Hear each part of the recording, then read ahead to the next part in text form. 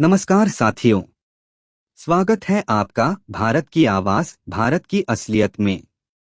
यह सिर्फ एक पॉडकास्ट नहीं बल्कि एक आईना है उस देश का जहां विकास के वादे तो खूब होते हैं, लेकिन ज़मीनी हकीकत कुछ और ही कहानी कहती है।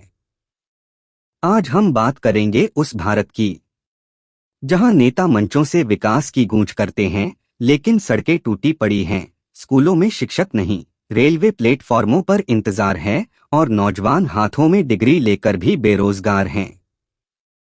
भ्रष्टाचार, अफसरशाही और सिस्टम की सच्चाई को बेनकाब करने आ गए हैं हम, बिल्कुल बिना किसी लागल पेट के। तो जुड़िए हमारे साथ और जानिए भारत की असलियत। चलिए शुरू करते हैं। आज देश भर से कुछ चौंकाने वाली घटनाएं सामने आई हैं, जो सिस्टम में फैले गहरे भ्रष्टाचार और सत्ता के दुरुपयोग को उजागर करती हैं। आगरा में एक व्यक्ति, जिसका नाम हिमांशु अग्रवाल है, उसको 3 करोड़ की नकली दवाओं के मामले में पकड़ा गया। और इसमें सबसे चौंकाने वाली बात यह रही कि उसने जांच में राहत पाने के लिए 1 करोड़ की रिश्वत देने की कोशिश की। यह खुलासा एक स्टाफ अभियान के दौरान हुआ। त्रिपुरा में एक विधायक ने गंभीर आरोप लगाते हुए बताया कि पुलिस भर्ती प्रक्रिया में एसटी शेड्यूल्ड ट्राइब के फर्जी प्रमाण पत्र के जरिए एक उम्मीदवार को नौकरी दिलाई गई। यह मामला प्रशासनिक जवाबदेही पर सवाल उठाता है। बिहार की राजधानी पटना में 4 पुलिस अधिकारियों को 5,000 रुपए की रिश्वत लेते हुए पकड़ा गया। यह घटना पुलिस व्यवस्था में व्याप्त छोटे स्तर के लेकिन गंभीर भ्रष्टाचार को उजागर करती है। कानपुर में एक बड़े घोटाले का पर्दाफाश हुआ है, जिसमें पुलिस और केडीए कानपुर डेवलपमेंट अथॉरिटी के कुछ अधिकारी शामिल हैं। आरोप है कि ये लोग मिलकर झूठे रेप केस तैयार कर पीड़ितों से 50 लाख रुपए तक की अवैध वसूली करने की कोशिश कर रहे थे। फिलहाल मामला एसआईटी के पास है और जांच जारी है। इन घटनाओं से देश के सिस्टम की खामियों की एक डरावनी तस्वीर सामने आती है। जब भ्रष्टाचार केवल चुपचाप होने वाला अपराध नहीं बल्कि एक संगठित नेटवर्क बन जाता है, तो आम आदमी की उम्मीदें टूटने लगती हैं। चाहे वो स्वास्थ्य हो, पुलिस व्यवस्था हो या सरकारी भर्ती, हर जगह नेता और अफसरों की मिलीभगत आम जनता के हक पर चोट कर रही है। आज की बड़ी सियासी खबरें एक बार फिर इस बात की ओर इशारा कर रही हैं कि भ्रष्टाचार अब सिर्फ सरकारी दफ्तरों या अफसरों तक सीमित नहीं रहा, बल्कि यह राजनीति की ऊपरी सतहों तक गहराई से फैला हुआ है। आरोप और प्रत्यारोपों का सिलसिला तेज है और हर दल एक दूसरे की साख पर सवाल खड़ा कर रहा है। बिहार में sir state industrial region project को लेकर बड़े घोटाले का आरोप सामने आया है। आरजेडी नेता तेजस्वी यादव ने इस घोटाले की राशि 4,000 रुपए करोड़ बताई है। वह मतदाताओं से अपील कर रहे हैं कि वे भ्रष्टाचार मुक्त सरकार के लिए आरजेडी को मौका दें। दी इकोनॉमिक टाइम्स की रिपोर्ट के अनुसार तेजस्वी का यह बयान आगामी चुनावों के लिए सियासी माहौल गरमाने का काम कर रहा है। उत्तराखंड के पूर्व कैबिनेट मंत्री हरक सिंह रावत ने बीजेपी सरकार पर गंभीर आरोप लगाए हैं। उनका दावा है कि माइनिंग माफिया के जरिए 30 रुपए करोड़ की फिक्स्ड डिपॉजिट एफडी बनाई गई, जिसमें पार्टी के शीर्ष नेता शामिल हैं। द टाइम्स ऑफ इंडिया के अनुसार बीजेपी ने इसे सिरे से खारिज करते हुए राजनीतिक अफवाह बताया है। मामला फिलहाल एड प्रवर्तन निदेशालय की जांच के अधीन है। केंद्र सरकार की ओर से भ्रष्टाचार विरोधी विधेयक पर चर्चा के दौरान बीजेपी ने पश्चिम बंगाल की सत्तारूढ़ टीएमसी को सीधे निशाने पर लिया। बीजेपी प्रवक्ताओं का दावा है कि टीएमसी इस बिल का विरोध इसलिए कर रही है क्योंकि पार्टी के कई मंत्री पहले से ही भ्रष्टाचार के मामलों में फंसे हुए हैं। दी इकोनॉमिक टाइम्स का विश्लेषण बताता है कि यह मुद्दा आगामी लोकसभा चुनावों में एक बड़ा हथियार बन सकता है। इन घटनाओं से स्पष्ट है कि भ्रष्टाचार अब सिर्फ निजी स्तर की अफसरशाही की बीमारी नहीं रहा, यह सीधे सत्ता की कुर्सियों और चुनावी रणनीतियों का हिस्सा बन चुका है। राजनीतिक दलों के बीच यह खेल अब सिर्फ सत्ता पाने का नहीं, बल्कि अपने पाप छुपाने और दूसरों के उजागर करने का बन चुका है। देश में विकास की जब बात होती है तो सबसे पहले चर्चा आती है सड़कों, पुलों और रेलवे की। सरकार भले ही बुलेट ट्रेन भविष्य की बात करे, लेकिन जमीनी हकीकत क्या है? चलिए देखते हैं भारत के इंफ्रास्ट्रक्चर की असल तस्वीर। रेल मंत्रालय ने एक बड़ी उपलब्धि हासिल की है।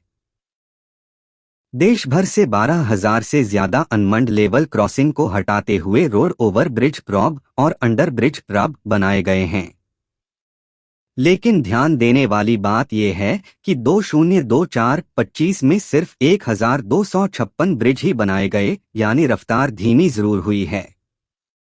सड़क मंत्रालय को सिर्फ 3-4% बजट बढ़ोतरी मिली है, जबकि रेलवे को ₹2.90 से ₹3 ट्रिलियन का आवंटन किया गया है। वित्त वर्ष 2025-26। यह अंतर बताता है कि सड़कों की योजनाओं को उतनी प्राथमिकता नहीं मिल रही जितनी रेलवे को मिल रही है। तो सवाल उठता है, क्या हम सिर्फ ट्रेनों पर चढ़कर विकास की पटरी पर दौड़ सकते हैं? जब देश के लाखों गांवों की सड़कों पर आज भी धूल उड़ती हो, तो क्या एक तरफा निवेश से विकास सबको छू पाएगा? भारत में शिक्षा को राष्ट्र निर्माण की रीढ़ कहा गया है, लेकिन जब यही रीढ़ खोखली हो जाए तो क्या उम्मीद की जा सकती है कि देश मजबूती से खड़ा रह पाएगा? आज हम बात करेंगे शिक्षा तंत्र में घुसे भ्रष्टाचार, बढ़ती बेरोजगारी और रोजगार के सूखे की। जिस संस्थान पर शिक्षा की गुणवत्ता तय करने की जिम्मेदारी है, नाक यानी कि national assessment and accreditation council, उसी के खिलाफ सीबीआई ने फरवरी 2025 में चार्जशीट दायर की थी। आरोप है कि कॉलेज और यूनिवर्सिटीज से करोड़ों रुपए रिश्वत लेकर फर्जी रेटिंग देना। विकिपीडिया के अनुसार यह मामला केवल भ्रष्टाचार नहीं, बल्कि उस विश्वास की हत्या है जिससे लाखों छात्र अपना भविष्य जोड़ते हैं। देश का पढ़ा लिखा युवा आज सबसे बड़ी विडंबना का शिकार है। 2024 के आम चुनावों में एक रिपोर्ट आई थी जिसके अनुसार देश में 42% ग्रेजुएट्स बेरोजगार हैं। यह सिर्फ एक आंकड़ा नहीं, बल्कि एक पीढ़ी की निराशा की चीख है। वर्ल्ड बैंक और जीआईएस रिपोर्ट्स बताते हैं कि देश में गरीबी में कमी जरूर आई है, लेकिन बेरोजगारी और सामाजिक असहिष्णुता बढ़ी है। भारत को विकास की रफ्तार के साथ रोजगार की व्यापकता पर भी काम करना होगा। विकास के चमचमाते आंकड़े, मेट्रो, हाईवे और डेटा सेंटर तब बेमानी हो जाते हैं जब घर में एक पढ़ा लिखा बेटा या बेटी खाली हाथ बैठा हो। जब शिक्षा बिकने लगे और नौकरी केवल चुनावी वादों तक सीमित रह जाए, तो समझिए कि राष्ट्र निर्माण सिर्फ भाषणों में ही जिंदा है। अब जरूरत है सच्ची शिक्षा, सक्षम संस्थानों और प्रामाणिक अवसरों की, वरना डिग्रियां केवल दीवार की शोभा बनकर रह जाएंगी। जब हम भारत की असलियत की बात करते हैं तो सिर्फ घटनाएं गिनाना हमारा मकसद नहीं होता। सवाल है, ये सब हो क्यों रहा है और इससे बाहर निकलने का रास्ता क्या है? सबसे बाद सवाल ये है कि आखिर इसकी जड़ कहाँ है। भ्रष्टाचार की जड़ बहुत गहरी है और इसकी मिट्टी है ज्यादा नियमन, कम पारदर्शिता और जीरो जवाबदेही। जब हर प्रक्रिया में पेचीदगी हो लेकिन निगरानी न के बराबर, तो सिस्टम खुद ब खुद रिश्वत का पर्याय बन जाता है। तो समाधान क्या हो सकता है? जब कोई देश अपने ही सिस्टम से घायल हो, जहां ईमानदारी अपवाद बन जाए और भ्रष्टाचार आदत, तो सबसे पहले सवाल उठता है, क्या वाकई बदलाव मुमकिन है? हम मानते हैं, हाँ, बिल्कुल मुमकिन है, लेकिन रास्ता आसान नहीं। शुरुआत होनी चाहिए पारदर्शिता से। हमें एक ऐसा सिस्टम बनाना होगा जहां हर सरकारी प्रक्रिया देखी जा सके, जहां निर्णय, पैसा और प्रक्रिया ऑल आर ट्रेसेबल। सीसीटीवी निगरानी हो, ऑनलाइन ट्रैकिंग सिस्टम लागू हो और ई गवर्नेंस को जमीन पर मजबूती से उतारा जाए, ताकि कोई काम बंद दरवाजों के पीछे न हो और कोई रिश्वत जरूरी न कहलाए। लेकिन इसी पारदर्शिता के साथ एक और पहलू जुड़ा है, सरकारी कर्मचारियों की सुरक्षा। हर अफसर, हर कर्मचारी भ्रष्ट नहीं होता। कई बार जो सच में ईमानदार होते हैं, उन्हें भी झूठे आरोपों, राजनीतिक दबाव या सामाजिक अपमान का डर सताता है। सुप्रीम कोर्ट ने भी कहा है, इसमें बैलेंस जरूरी है। हमें एक ऐसा सिस्टम चाहिए जहां सच्चे लोग डरे नहीं और झूठे लोग बच न पाएं। अब बात सिर्फ सिस्टम की नहीं, समाज की भी है। हमारे स्कूल और रेलवे भले ही चमकने लगे हों, लेकिन देश के युवाओं के हाथों में आज भी डिग्री है, काम नहीं। बेरोजगारी धीरे धीरे एक राष्ट्रीय संकट बन चुकी है। हमें समझना होगा कि सड़कों और पुलों से आगे बढ़कर रोजगार का पुल बनाना भी जरूरी है, क्योंकि विकास तब अधूरा लगता है जब घर का सबसे पढ़ा लिखा बेटा बेटी रोजगार के इंतजार में बैठा हो। और शायद सबसे बड़ा बदलाव वहीं से आएगा, हमारे युवाओं से। उन्हें सिर्फ कागज की डिग्रियां नहीं, जिंदगी जीने का कौशल चाहिए। स्किल ट्रेनिंग हो, अप्रेंटिसशिप के मौके हों, स्टार्टअप को प्रोत्साहन मिले ताकि युवा सिर्फ नौकरी मांगने वाला नहीं, रोजगार देने वाला बन सके। और यही है भारत की असलियत की सोच। हम सिर्फ शिकायत नहीं करते, हम समाधान खोजते हैं। क्योंकि अगर नियत साफ हो और दिशा स्पष्ट तो देश बदला जा सकता है। अब असली सवाल ये नहीं है कि ये सब क्यों हो रहा है, बल्कि ये है कि हम सब मिलकर इसे बदलने के लिए क्या कर रहे हैं। दोस्तों, ये कहानी सिर्फ भारत की नहीं है, ये हमारी कहानी है।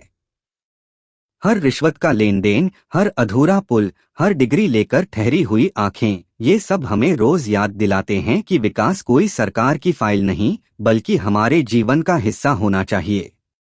जब एक माँ अपने बच्चे को स्कूल भेजे तो उसे भरोसा हो कि वहाँ सिर्फ इमारत नहीं, भविष्य भी बनेगा। जब कोई नौजवान ट्रेन की खिड़की से बाहर देखे तो उसे रास्ता दिखे, रुकावट नहीं। जब कोई नागरिक सरकारी दफ्तर में जाए तो उसे अधिकार मिले, उपकार नहीं। बदलाव वहीं से शुरू होता है जहां कोई एक आवाज उठती है, फिर वो एक से कई होती है। आप, मैं, हम सब जब मिलकर सच को बोलना शुरू करते हैं तो असलियत भी धीरे धीरे बदलने लगती है। क्योंकि भारत की असलियत सिर्फ बताने के लिए नहीं, बदलने के लिए है। तो दोस्तों, आज आपने सुनी भारत की असलियत, एक ऐसी कहानी जो सिर्फ खबरों में नहीं, हमारे रोजमर्रा के जीवन में सांस लेती है। अगर आपको लगता है कि ये बातें जरूरी हैं, अगर आप मानते हैं कि बदलाव की शुरुआत सवालों से होती है, तो इस आवाज को आगे पहुंचाइए, इस एपिसोड को शेयर कीजिए, अपने दोस्तों, परिवार और साथियों तक पहुंचाइए। सब्सक्राइब कीजिए हमारे यूट्यूब चैनल को, जहां आप सुनते हैं अपने सच्चे शब्द। अपनी राय, अनुभव या कहानियां कमेंट में लिखिए, क्योंकि अगली बार हम शायद आपकी बात को मंच दें। याद रखिए, हमारे सवाल ही आने वाले भारत के जवाब तय करेंगे। मेरा नाम है विष्णु और आप सुन रहे थे भारत की असलियत, जहां सच बोलना एक जिम्मेदारी है। तो मिलते हैं अगले एपिसोड में, तब तक के लिए सोचते रहिए और बोलते रहिए। जय हिंद।